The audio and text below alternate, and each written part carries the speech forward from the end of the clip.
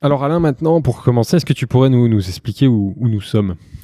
Alors là, on est en Belgique. Toujours. C'est comme avec Google Earth. Hein. Tu commences, c'est l'Europe, et puis tu zoomes. Planète. Là, on est en Belgique, on est à Bruxelles, on est dans un lieu qui s'appelle Tour et Taxi. Ouais. Qui est très chouette. qui est vraiment très beau. Dans le fond, c'est un bâtiment industriel qui a, je crois, 150 ans. Et donc, à l'époque, c'était les trains de l'étranger qui arrivaient ici. Et c'était des entrepôts sous douane. Donc, c'est là où on ouvrait les trains et on payait les taxes d'importation, etc. Et bon, la gare ici, je crois que depuis une quinzaine d'années, ne fonctionne plus. Donc, ça a été converti en bureau, loft, plein de choses. Ça fait penser à Paris, à la station F, en fait. Oui, c'est ça. Oui, c'est ça. Et donc, c'est un projet ça a pris quand même pas mal de temps. Là, maintenant, ils sont en train de construire toutes des choses autour. Donc, c'est une nouvelle ville dans la ville. Ouais. D'accord.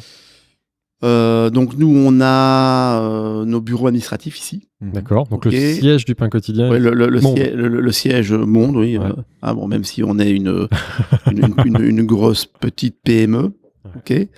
Alors on a, en plus de ça, on a une boutique au rez-de-chaussée, où on peut venir manger, acheter du pain, etc. Donc c'est là où on est. Ouais, c'est là où on a. Bon, ça sert aussi un peu de cuisine de test dès qu'on veut se les rouler dans la farine. On fait ça ici. Ouais. Bon, pour l'instant, c'est fermé.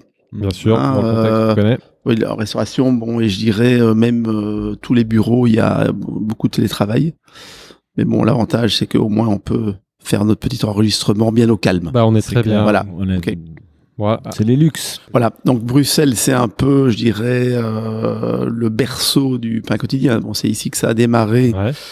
Je me souviens avoir vendu mon premier pain le 26 octobre 1990. Bah voilà, bon, on attaque. On allait te poser des questions sur l'histoire. Voilà, bon, Non, avant ça, j'avais quand même une question qui est très difficile pour nous, mais tu vas nous aider à y répondre. C'est si on devait te présenter, comment est-ce que tu te définirais? Bon, alors moi, je suis chronologiquement, je suis fils d'épicier et petit-fils d'épicier. Dans ma famille, du côté de ma mère, je suis né dans une petite ville sur la vallée de la Meuse entre Liège et Namur, une ville qui s'appelle Huy, H-U-Y. Et donc, côté de mon père, c'était épicerie. Et côté de ma mère, ils avaient un café-hôtel-restaurant en face de la gare du Nord à Huy. Parce que petite ville de 10 000 habitants, mais il y avait quand même deux gares. Gare du Nord et la gare du Sud.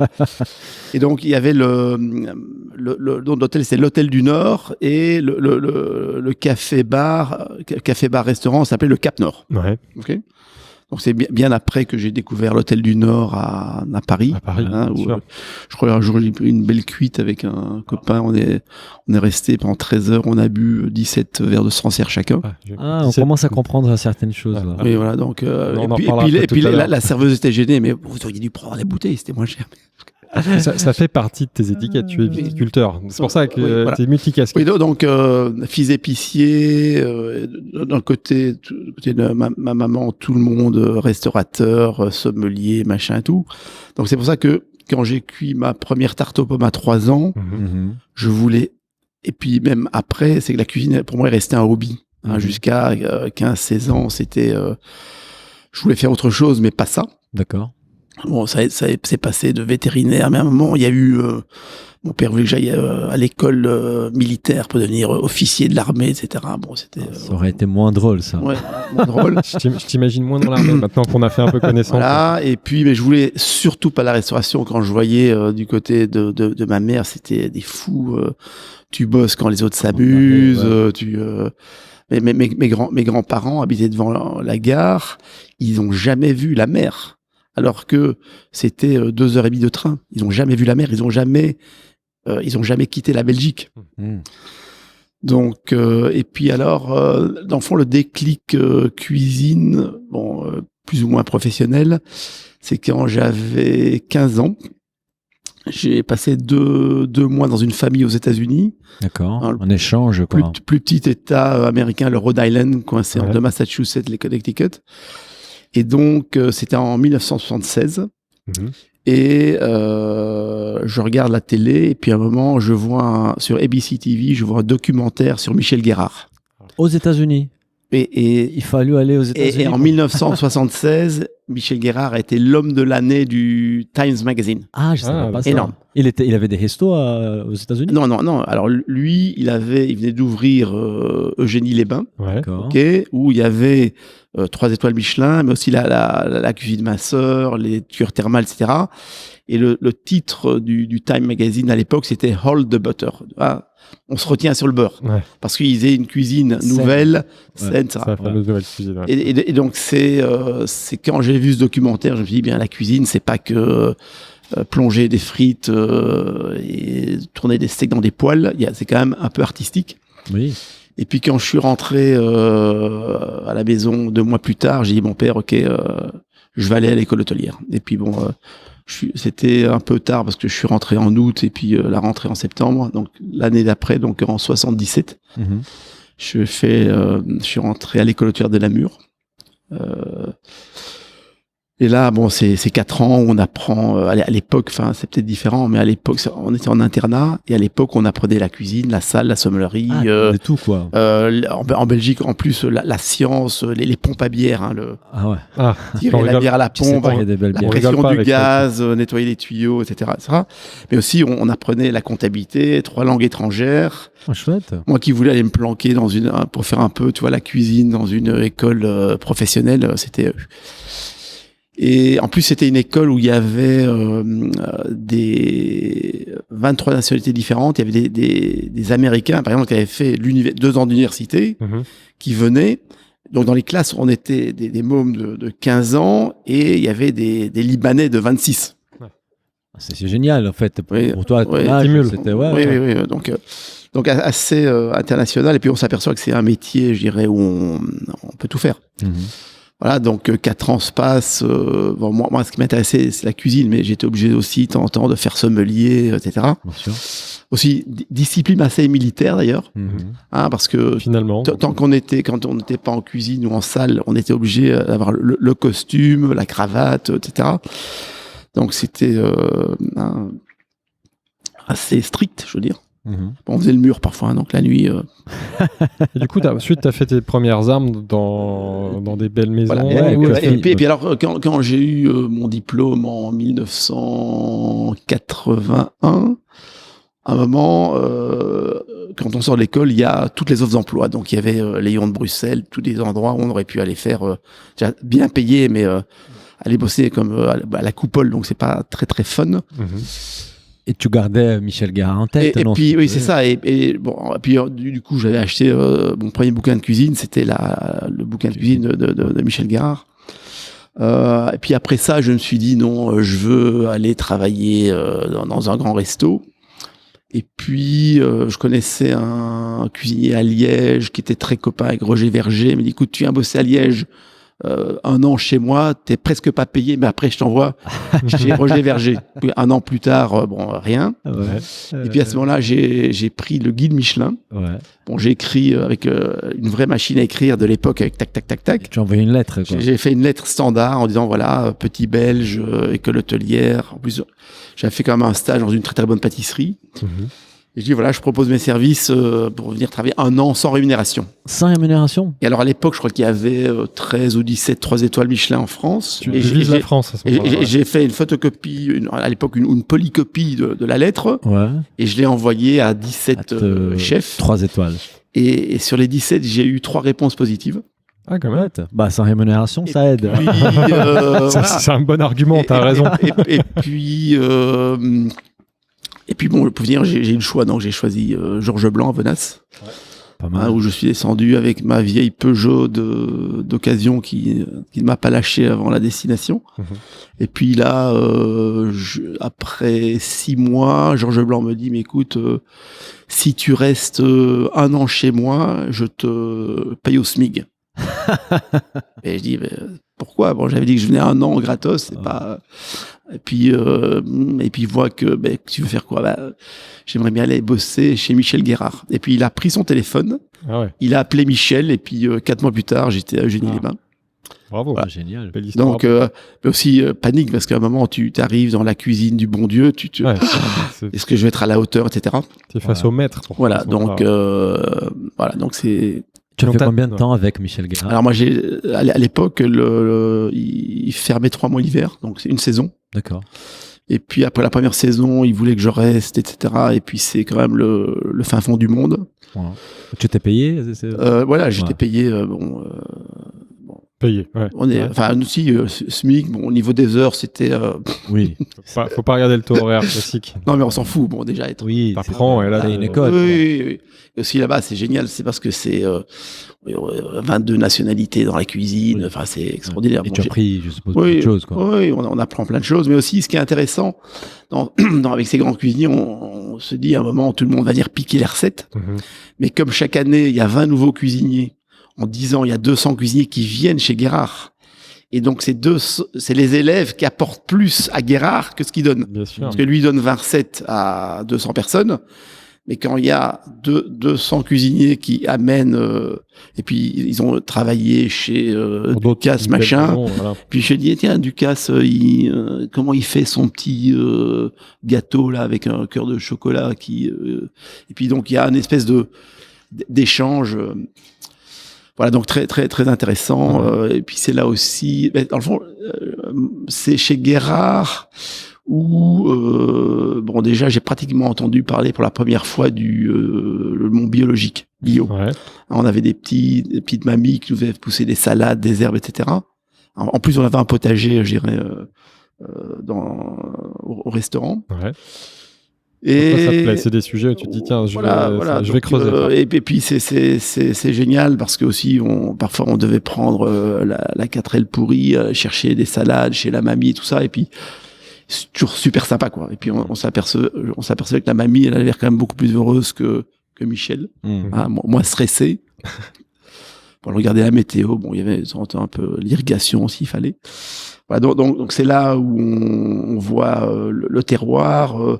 C'est là aussi où on s'aperçoit que la grande cuisine, c'est pas nécessairement les produits de luxe très chers, hein, le caviar, les trucs machin, que ça peut être déjà c'est comment sublimer une petite salade ou un petit légume. C'est les bons produits bruts du terroir de la terre. Ouais. Voilà, donc ça c'était mon deuxième 3 étoiles. Et puis après ça, j'ai fait une petite parenthèse. Je suis allé travailler à New York comme chef privé, pour 2 familles sympathiques. Qui ont les moyens de se payer un chef. Et puis à l'époque, New York, donc je suis arrivé fin 83 à New York.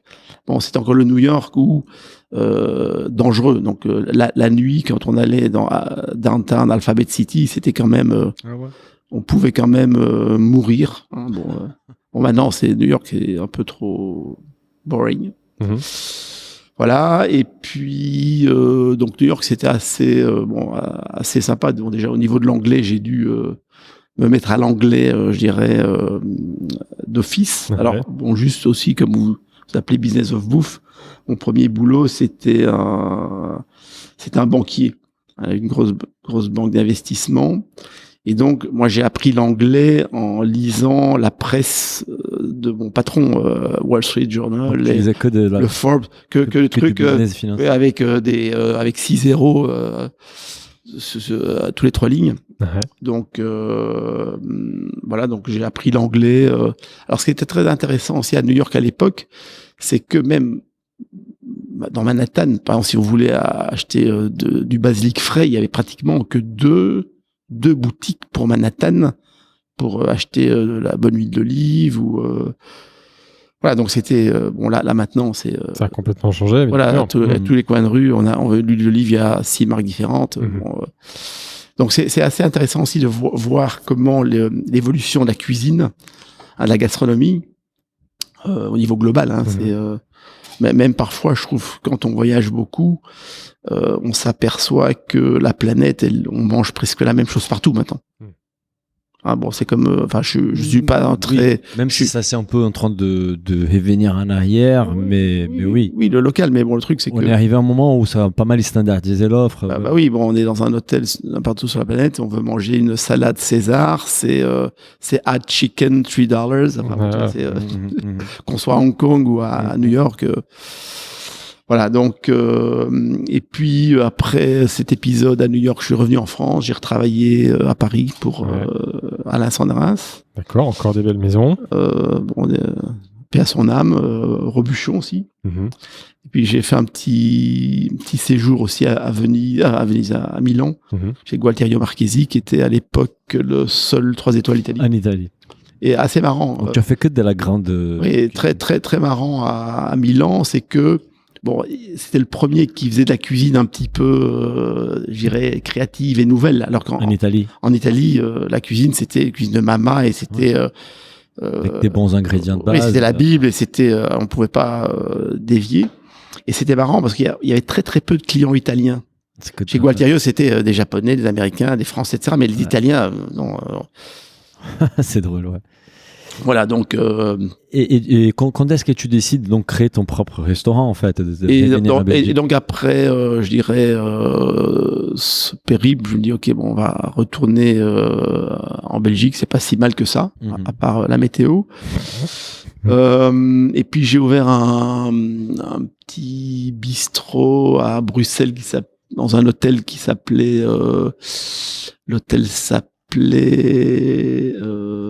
l'hôtel du Nord d'ailleurs. Comme quoi, c'est une trame. Et puis c'est l'hôtel du Nord, mais qui a été rebaptisé l'hôtel du Dôme. J'ai ouvert un resto au rez-de-chaussée qui s'appelait le Café du Dôme. Et donc c'était bonne cuisine, pas de nappe, ce qu'on appellerait bistronomique maintenant. Bon, c'est en 90, donc c'était il y a 30 ans, donc on invente très peu de choses. Et puis, alors là, le truc, c'était un peu particulier parce que j'étais partenaire à 50-50 avec les propriétaires de l'hôtel. D'accord. Et puis après, un certain temps, je trouvais que la qualité du pain... On arrive enfin au pain. La qualité du pain en Belgique était assez pas terrible.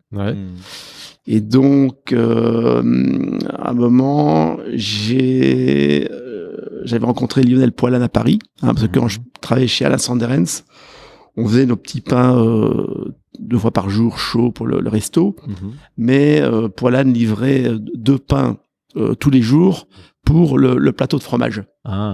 Comme c'est un petit restaurant, ils en employaient un petit morceau, et donc le lendemain, le vieux pain, c'était pour la table du personnel.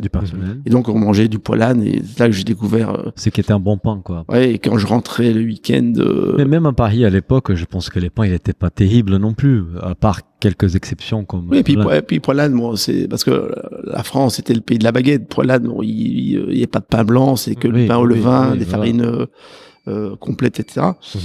Et puis quand j'ai ouvert mon resto, je suis allé voir Lionel et je dis voilà, est-ce que je peux acheter du pain? J'avais trouvé un petit courrier express qui s'appelait Paris-Bruxelles Express. T'es obligé d'aller à Paris chercher ton pain. Et là, j'avais fait un deal avec les gars, et tous les jours, ils s'arrêtaient rue du Cherche-Midi, ils prenaient 3-4 miches de pain, ils me les déposaient, donc j'avais du pain frais. Et le truc, ça a duré 2 semaines. Parce que il faut combien de temps en voiture, en camion? Non, c'est pas ça, c'est 2h30. Ça a duré 2 semaines. Pourquoi? Parce que à un moment ils se sont fait choper à la douane par les douaniers, et c'était pas l'Europe c'était pas encore les frontières ouvertes comme maintenant. Bien sûr. Ils auraient dû faire des documents douaniers tous les jours pour qui coûtaient plus cher que le pain. Bien sûr. Donc à un moment c'était aucun sens économique, très, très triste, avec non, on peut pas le faire, on perd du temps, etc. Ah bon, je dis ok, il faut que je fasse mon pain moi-même. Et donc là, j'ai pris à l'époque l'annuaire téléphonique, les pages jaunes, et j'ai regardé matériel de boulanger. Je suis tombé sur des mecs. Je les ai appelés, 2 heures après, ils étaient là, et j'ai acheté un four de boulanger de 3 tonnes à 25 000 €. Pétrin. Comme ça, pour avoir un bon pain. Comme ça, et puis... Tu n'avais pas une boulangerie, tu avais un restaurant, ouais. Et puis donc alors... Le pain, c'est un sujet si sérieux que tu dis je vais dépenser 25 000... Oui, parce qu'un problème, un vrai four de boulanger, ça coûte, c'est pas... C'est clair. Voilà. J'aurais pu faire du pain dans un moule, dans un four répulsé, de ça. Mais bon, je voulais faire du pain cuit sur pierre. Faire les choses bien. Et alors, ce qui est très marrant, c'est que je voulais faire du pain au levain, mais à l'époque, au niveau littérature, il n'y avait rien. Il n'y avait pas l'Internet. En France, vous aviez le Minitel, mais en Belgique, ça n'existait pas. Et donc, pour finir, la recette du pain au levain, je l'ai trouvée dans un guide de voyage gastronomique écrite par une journaliste critique du New York Times qui s'appelait Mimi Sheraton, qui faisait toutes les critiques de resto, mais qui se déguisait. J'ai lu un bouquin sur cette et elle avait fait un guide de Food Lover Guide to Paris. Et là, bon, elle parlait des restos, des hôtels, etc. Elle avait sympathisé avec Lionel Poilâne et il y avait, je sais pas, 10 ou 15 pages sur Poilâne où elle expliquait comment faire le vin. Là, c'est le savoir-faire. En anglais. Et c'est un bouquin que j'avais piqué à mon ex-patron banquier à New York qui... il mangeait que des patates et des grosses steaks et des glaces vanille. Bon, après, les légumes, ça le faisait chier. et donc, c'est là où j'ai vraiment appris la théorie comment on fait son levain, quoi. Et puis de fil en aiguille, alors le truc à l'époque, j'avais acheté deux immeubles en mauvais état que j'allais retaper, où j'allais mettre la boulangerie, et puis les immeubles pendant les travaux se sont effondrés, enfin un truc horrible. Pour finir, j'ai installé la boulangerie dans un petit garage que je louais au mois le mois. C'est près de l'abattoir ici, abattoir d'Anderlecht. Parce qu'au début, le pain, il est destiné à ton restaurant. Alors, tu te dis, je vais le vendre et le proposer à d'autres. Le problème, c'était un four à gaz. Et le four à gaz, c'était, pour le remplir, c'est 48 miches de 2 kilos. Donc tu es obligé d'en faire beaucoup. C'est 100 kilos de pain. Donc pour le resto, en fait, l'envie d'avoir du bon pain dans ton resto t'a forcé à lancer une boulangerie qui est devenue... Alors le truc au début, c'est un hobby, quoi. Donc alors avant, tu dis, ok, est-ce que je vais le week-end, est-ce que je vais à la pêche, je fais du pain, je fais du pain. Je fais du pain. Alors les hobbies, c'est bien, mais aussi il faut pas que ça soit un hobby trop cher. Donc vraiment, je me dis, alors j'essaie de trouver 2-3 copains restaurateurs qui allaient acheter un peu de pain et tout. Difficile. Et je me dis, il faut une petite boutique. Et donc, j'ai trouvé une petite boutique rue Antoine Dansart qui n'était pas très loin, avec un tout petit loyer, je sais pas, 12 000 francs belges. C'est avant l'euro, donc ça fait 300 € par mois. 36 mètres carrés. OK. Et puis, de fil en aiguille, je me dis, je vais faire du pain au levain, du pain complet, un peu moyenâgeux. Donc, il faut planter un décor on va pas faire du contemporain, quoi. Et donc je suis allé au marché aux puces, j'ai trouvé une grande table de 3,63 m sur 1,12 m de large, et c'était une table de couturière avec c'est pour ça que les bouts sont arrondis, c'est quand on déplie les tissus, si on tire dessus, il s'accroche pas à l'angle. Et puis je crois que j'avais payé la table, je sais pas, 100 €. Et puis j'ai acheté des chaises à 1 €, des chaises pliantes. En Belgique, par exemple, quand tu fais une grande fête, t'as le marchand de bière qui te prête des chaises pliantes. Alors genre il y a la marque de bière derrière, des tables, etc. Et c'était des trucs en puce. Donc j'achète, je crois, je pouvais mettre 14 chaises autour de la grande table, 14 chaises. Donc il y a déjà cette table commune. Oui, un vieux comptoir en bois, en pin, et puis je vois une espèce une grille à pain dans une espèce d'étagère en fer forgé, pour mettre le pain. Et ça démarre plus ou moins comme ça avec... à l'époque, j'avais que un pain. Voilà. J'en ai vite fait un deuxième parce que les gens... ils en avaient marre. Donc j'avais mélangé avec pain de blé avec un peu de seigle, etc. Tu l'appelles comment à ce moment-là, la boulangerie? Alors elle s'appelle le pain quotidien depuis le départ. C'est déjà tout de suite. D'accord. Oui, donc dès que j'ai eu envie de faire du pain... cette boutique est la première boutique du pain quotidien. Alors, dès que j'ai voulu faire du pain, je sais pas, un jour j'étais avec mon père qui m'expliquait que je fais pas ça, c'est pas mon pain quotidien. Donc moi je sais pas, je fais pas... je bois pas du vin avec du sulfite. C'est pas mon pain quotidien. Donc cette expression, elle est restée chez toi. Ah tiens, we have the name. Donc du coup, la boulangerie, elle s'appelle le pain quotidien. Donc du coup aussi, je dépose le nom. Je fais un dépôt de marque. Bonne idée. Benelux, parce que Benelux, Belgique, Luxembourg, on avait un bureau de marque commun. Je fais ça tout seul, sans avocat, ça coûte, je sais pas moi, 100 €, un truc comme ça. Et puis on démarre, j'ai une copine graphique qui me fait un petit logo qui est toujours le logo actuel. C'est fou, ça, en fait, à l'époque. Et qui me facture le logo, je sais pas, pour 200 €. 200 €. Et puis en plus, elle me donne déjà, dans le prix, j'ai 500 enveloppes avec le logo imprimé dessus, les lettres en tête, etc. Donc, tout est là. Hein, le pain au levain, le mobilier, etc. C'est déjà donc une boulangerie qui est aussi un espace de dégustation, donc de restauration. Alors le truc au départ, je me dis bon, je vais faire une fournée de pain par jour, 100 kilos, le vendre, mais je vais remettre une petite nana sympa derrière le comptoir, hein, ou un petit beau gosse sympa derrière le comptoir. Bon, ça va coûter un salaire. Pour vendre du pain, ça va être compliqué.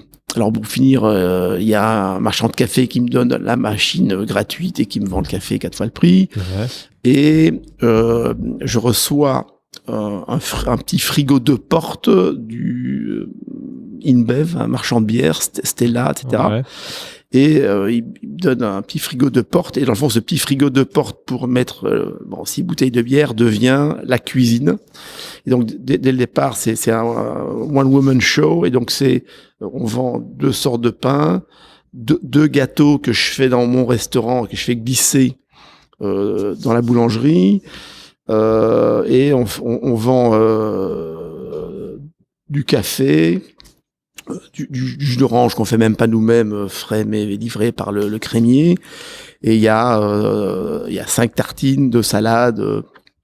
Il y a pas de soupe, il y a pas d'œuf, il y a vraiment très très peu de choses. Et puis très très vite, oui. Alors entre-temps, quand j'avais mon resto, j'avais quand même écrit un petit livre de cuisine, qui avait été que j'avais écrit pendant l'année de construction du restaurant et qui est quand même fini, qui a été publié chez Lafon et que signé par Michel Guérard. Donc c'était pas un petit coup de bol. Hein, parfois dans la vie il faut. Ça aide.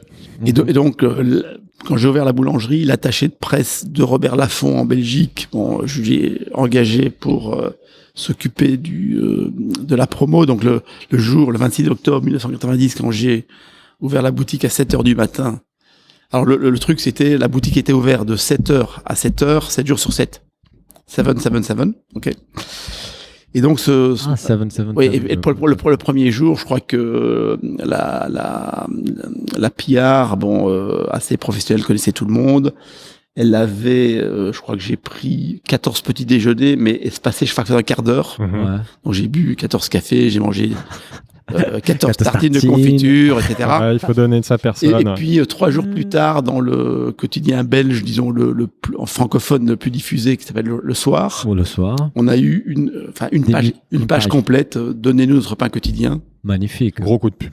Ah, mais le truc explose quoi. Ça vient trop vite. Toi t'es pas prêt. Non, de lancer. La fournée par jour que je faisais, mais c'est plutôt une fournée tous les 2 jours. C'est pas au levain qui se gardait, etc. Ouais. Là c'est 3 fois par jour. Et là, ça arrive et puis à un moment ça commence à devenir du jour et nuit, un truc complètement débordé. Et les restos, tu l'as fait quoi avec les restos? Tu l'as fermé à un moment donné? Non. Alors le resto, j'étais toujours associé avec les gens de l'hôtel. Et puis à un moment, eux, ils ont vendu l'hôtel à un groupe hôtelier espagnol, NH. Ah oui, voilà. Et du coup, on connaît maintenant. J'ai été vendu plus ou moins avec l'hôtel. Et puis à un moment, je dis, je m'en vais quoi. Okay. Je m'en vais. Donc, le pain quotidien était ton. Oui, évidemment, je suis passé du restaurant un peu gastronomique à la tartine au jambon. Ouais. Comment t'expliques ce succès à ce moment-là? C'est l'offre, c'est le pain qui est vraiment différent de ce qui se passe à l'époque, c'est le lieu de vie. Le pain déjà est très très bon et puis aussi on est pris d'assaut par les branchés. Donc c'était la rue Antoine Dansard. À l'époque, c'était toutes des petites boutiques pas très très chères, mais c'était tout un petit peu les petits couturiers alternatifs, etc. Et donc c'est une rue où les grandes marques n'existaient pas, mais c'était un truc ultra branché. C'était tu étais au bon endroit, très artsy, etc. Ouais. Okay. Pour un concept qui était nouveau. En fait. Oui, voilà. Et puis pris d'assaut par les branchés. Il y avait les gens se battaient pour s'asseoir autour de la table. On avait même le week-end, on avait un petit radiateur au bas. Il y avait 6 personnes assises sur le radiateur en train de c'était débordé, c'était voilà, la galère. Enfin, pas la guerre. La bonne galère. Oui, la bonne galère. Mais on n'avait même pas de caisse enregistreuse. C'était une boîte à cigares.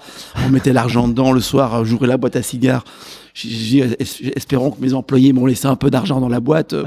Et sur le pain, véritablement, ce qui fait la différence, c'est quoi? C'est le fait que ce soit du pain au levain. Oui, parce que le pain au levain, je dirais.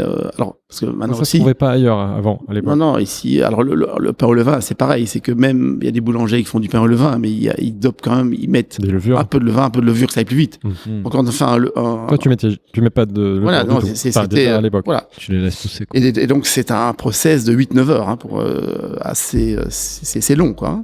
Nous, ce qu'on a découvert en fait en préparant le podcast, c'est l'engagement que tu avais déjà au départ. On a appris même qu'en 2006, en fait, déjà presque tous les produits étaient bio au pain quotidien. C'est une démarche aussi qui est très propre à toi. Déjà en 2000, le label bio n'existait pas. Oui.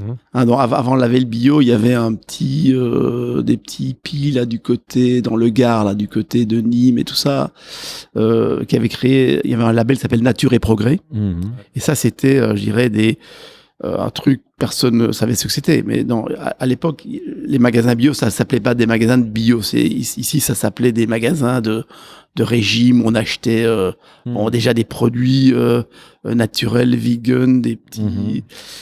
Et donc vraiment le bio, c'est quelque chose qui est arrivé. C'est avec l'Europe. À un moment, donc je ne sais plus exactement quand c'est arrivé, mais et puis on était déjà.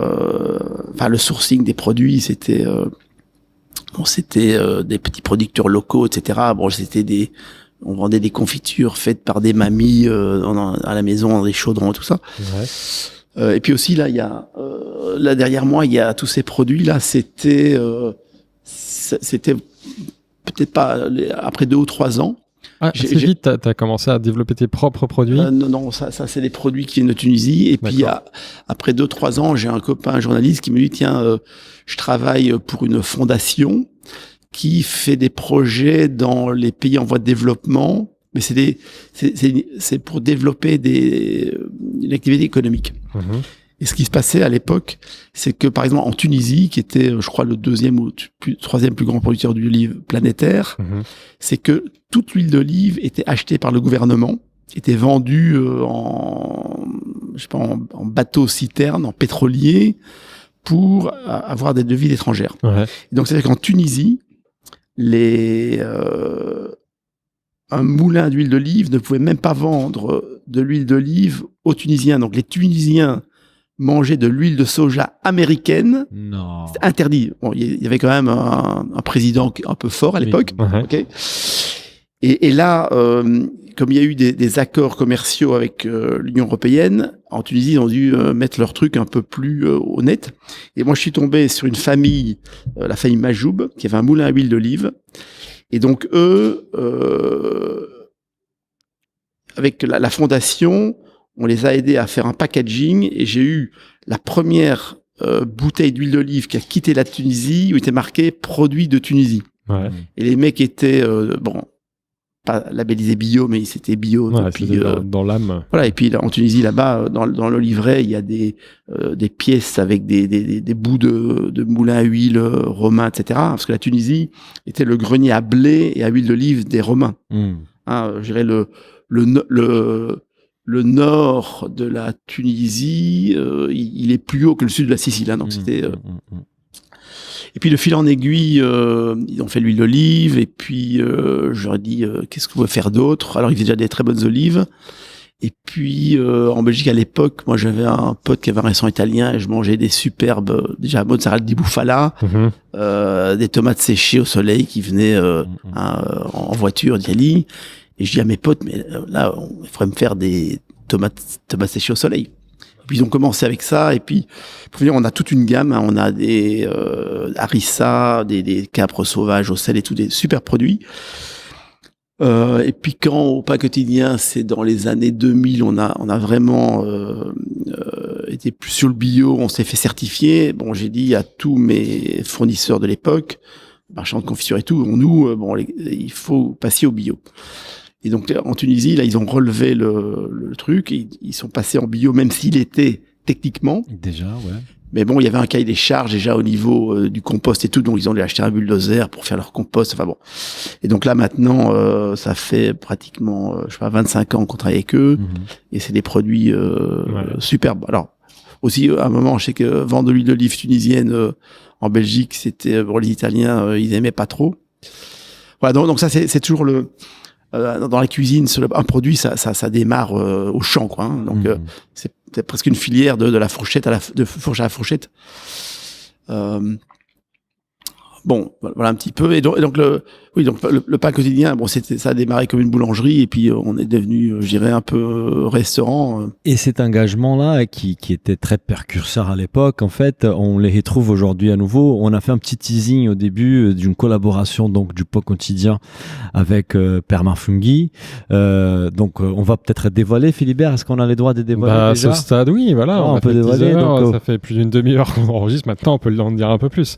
Donc, en fait, c'est il y a une collaboration avec Permafunghi qui est assez intéressante. Est-ce que tu peux nous raconter déjà de quoi il s'agit, comment vous l'avez rencontré et quels sont les produits aujourd'hui? Parce qu'apparemment, on a bien compris, c'est une relation qui date déjà un petit peu. Et quels sont les produits que vous avez développés ensemble? Alors bon, comme beaucoup de rencontres, hein, on s'est rencontrés par accident. Okay. Alors nous, ça fait 6-7 ans maintenant qu'on a pris nos bureaux ici dans cet immeuble de Tour et Taxi, hein, cette ancienne gare de marchandises. Et comme c'est un endroit, c'est plusieurs hectares, il y a plein d'entreprises, etc. Permafunghi, eux, faisaient leurs petits champignons dans une cave, mais il y a des hectares de caves au sous-sol. On s'est perdu tout à l'heure. Ouais. Et donc, ils étaient là, et puis je sais pas comment, à un moment, on a vu de temps en temps des gars qui passaient avec des cagettes de champignons, et puis on a posé des questions, et c'est comme ça, on a sympathisé, et puis il y avait aussi ce projet, je dirais, engagement social aussi, hein, parce que au départ, c'était presque une assoce, hein, c'était donner du boulot à des gens en situation précaire. Peu qualifié, ouais, c'est ça.